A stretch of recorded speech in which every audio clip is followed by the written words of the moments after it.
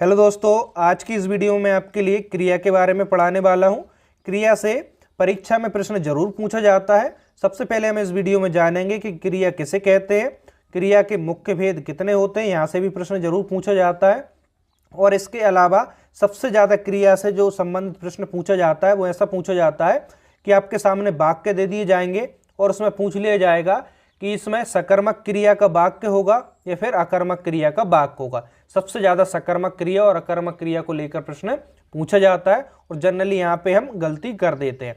तो चलिए हम वीडियो को स्टार्ट करते हैं और सबको बहुत अच्छे से समझते हैं। सबसे पहले यहाँ पे क्रिया की परिभाषा जानिए।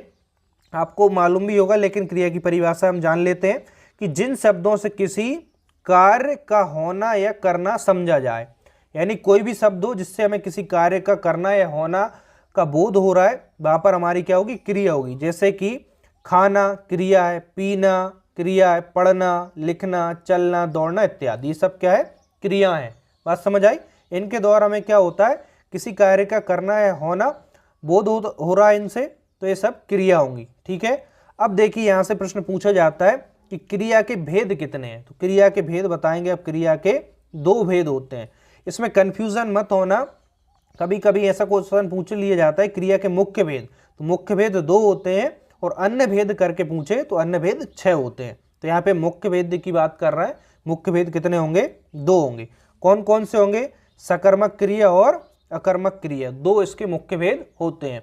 तो सबसे पहले हम सकर्मक क्रिया के बारे में पढ़ते हैं। यहाँ पे ध्यान से समझने, यहाँ पे इससे प्रश्न जरूर पूछा जाता है और अक्सर जिनने नहीं पढ़ा होता है वो इसमें गलती जरूर करते हैं। तो इसको आप ध्यान से समझिए। सकर्मक क्रिया किसे कहेंगे, जिन क्रियाओं के कार्य का फल किस पर पड़े, कर्म पर पड़े। यानी जो भी क्रिया होगी उसके कार्य, यानी उसके कार्य करने का जो भी फल होगा या प्रभाव होगा वो यदि कर्म पर पड़े, किस पर पड़े, कर्म पर पड़े, तो वहां पर कौन सी होगी, हमारी सकर्मक क्रिया होगी। बात समझ आ गई। सकर्मक क्रिया को आप पहचान लेंगे। अब देखिए इसके उदाहरण से समझिए और अच्छे से क्लियर हो जाएगा उदाहरण से। जैसे शिक्षक ने छात्र को पीटा, ऐसा वाक्य आपके सामने आ जाए तो इसमें देखिए आप, शिक्षक यहाँ पे क्या करता है, शिक्षक ने छात्र को पीटा। पीटना क्या है, क्रिया है, और छात्र क्या है, यहाँ पे कर्म है। बात समझ लीजिए पहले। देखिए शिक्षक करता है और यहाँ पे क्रिया क्या हो रही, पीटा जा रहा है, तो पीटना क्रिया है और बचा जो छात्र है वो क्या हो गया, कर्म हो गया। अब यहाँ पे क्रिया को पकड़िए आप। परिभाषा में आपने देखा कि क्रिया के कार्य का फल किस पर पड़े, कर्म पर पड़े, यानी कि क्रिया का फल किस पर पड़े, कर्म पर पड़े, वहां पर सकर्मक क्रिया होगी। तो क्रिया पहचान लिया आपने, क्रिया है यहाँ पे पीटना। अब देखिए पीटने का प्रभाव या फल किस पर पड़ रहा है, आप देखें तो पीटने का प्रभाव या फल आप देखें तो देखिए शिक्षक ने छात्र को पीटा, तो शिक्षक ने पीटा है तो लेकिन प्रभाव किस पर पड़ा है, छात्र पर। तो पीटने का प्रभाव किस पर पड़ा, यानी पिटा कौन है, छात्र पिटा है। तो यहाँ पे प्रभाव या फल किस पर पड़ा, कर्म पर पड़ा।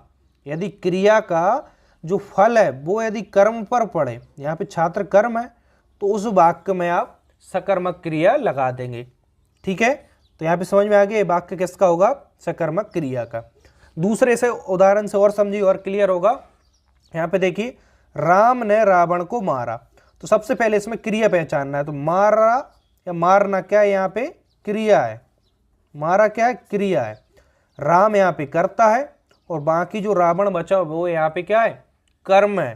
तो यहाँ पे देखिए राम ने रावण को मारा, तो यहाँ पे मारने यानी क्रिया का फल या प्रभाव किस पर पड़ रहा है, राम पर।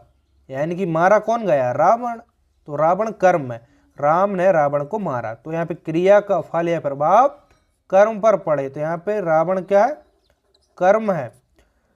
तो क्रिया का प्रभाव जब भी कर्म पर पड़े उस वाक्य में आप लगा देंगे सकर्मक क्रिया है। आई होप आपको समझ में आ गया होगा इन 2 उदाहरणों से बहुत अच्छे से। अभी भी नहीं आया तो तीसरा उदाहरण देख लीजिए।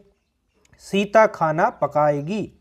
तो यहाँ पे देखिए सीता तो क्या है, करता है। सीता यहाँ पे क्या है, करता है। और पकाना क्या है, पकाना यहाँ पे क्रिया है। सबसे पहले हमें इस वाक्य में क्रिया ही पहचानना है, करता तो आप पहचान ही लेंगे।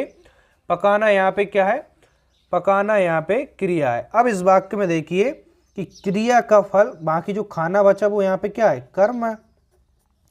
तो सीता खाना पकाएगी, तो क्रिया क्या है, पकाना। पकाने का फल या प्रभाव किस पर पड़ रहा है, खाने पर, यानी कि खाना है वही तो पकेगा, तो जो पकाया जाएगा वो क्या होगा, खाना। तो क्रिया का फल, क्रिया है पकाना, इसका फल या प्रभाव किस पर पड़ रहा है, खाना पर। तो इस वाक्य में आप कौन सा लगाएंगे, सकर्मक क्रिया, क्योंकि सकर्मक क्रिया क्या होती है, मैंने अभी आपके लिए बताया कि क्रिया का फल कर्म पर पड़े, कर्म पर पड़ना चाहिए, इसको विशेष याद रखें, वहां पर आप सकर्मक क्रिया को टिक करेंगे। बात क्लियर है, समझ में आ गई होगी। चलिए दोस्तों, इसका चौथा उदाहरण और देख लीजिए। अब आपको 100% सकर्मक क्रिया इस उदाहरण से क्लियर हो जाएगी। पिंकू संतरा खाता है, तो पिंकू देखा आपने यहाँ पे करता है, जो क्रिया कर रहा है उसे कर्ता कहते हैं। यहाँ पे खाता है, जो खाना है वो क्या है, क्रिया है। बाकी बचा जो संतरा वो क्या है, कर्म है। अब यहाँ पे देखिए क्रिया खाना, यानी खाने का प्रभाव किस पर पड़ रहा है, संतरे पर, यानी कि कोई खा रहा है तो संतरा क्या खत्म हो जा रहा है, यानी उसको खा रहा है तो वो खत्म हो जा रहा है। तो क्रिया खाना है, इसका प्रभाव किस पर पड़ रहा है, संतरा। पहले संतरा था, उसको खा लिया तो अब संतरा चला गया, इसका प्रभाव किस पर पड़ा, कर्म पर पड़ा। तो जब भी कर्म पर प्रभाव पड़े उस वाक्य में आप लगा देंगे सकर्मक क्रिया। आई होप दोस्तों आपके लिए इन 4 उदाहरणों से सकर्मक क्रिया अच्छे से समझ आ गई होगी। और देखिए यहाँ पे पिंकू नाम है, इस प्रकार से आपके भी कोई निक नाम होगा, तो आपका कोई अच्छा सा निक नाम हो तो आप, या आपके कोई फ्रेंड रिलेटिव जो भी घर में हो, तो आप नीचे कमेंट्स बॉक्स में जरूर बताइएगा कि क्या यूनिक आपका निक नेम है, ठीक है। चलिए अब दूसरा देखिए, इसका अकर्मक क्रिया। 2 ही प्रकार मिलते हैं इस क्रिया के मुख्यतः, सकर्मक और अकर्मक। तो सकर्मक क्रिया के बारे में आपने अभी पढ़ लिया, अब अकर्मक क्रिया को भी देख लीजिए। इसकी परिभाषा जानिए पहले। जिन क्रियाओं के कार्य का फल कर्ता में ही रहता है, इसमें विशेष क्या है, कर्ता है। अकर्मक क्रिया में क्रियाओं का फल जो होगा वो कर्ता में ही रह जाएगा, ठीक है। तो जब ऐसा बोध हो वाक्य में तो आप अकर्मक क्रिया को लगा देंगे, ठीक है। अकर्मक क्रिया में क्या होता है, क्रिया का जो फल पड़ता है, प्रभाव पड़ता है, वो कर्ता में ही रह जाता है। उदाहरण से समझिए, आपको अच्छे से क्लियर होगा उदाहरण से। जैसे विद्यार्थी पढ़ता है, तो आपने देखा यहाँ पे जो विद्यार्थी है वो क्या है, विद्यार्थी तो कर्ता है, कर्ता को पहचान लिया। पढ़ता है, पढ़ना क्या हो गई, क्रिया हो गई।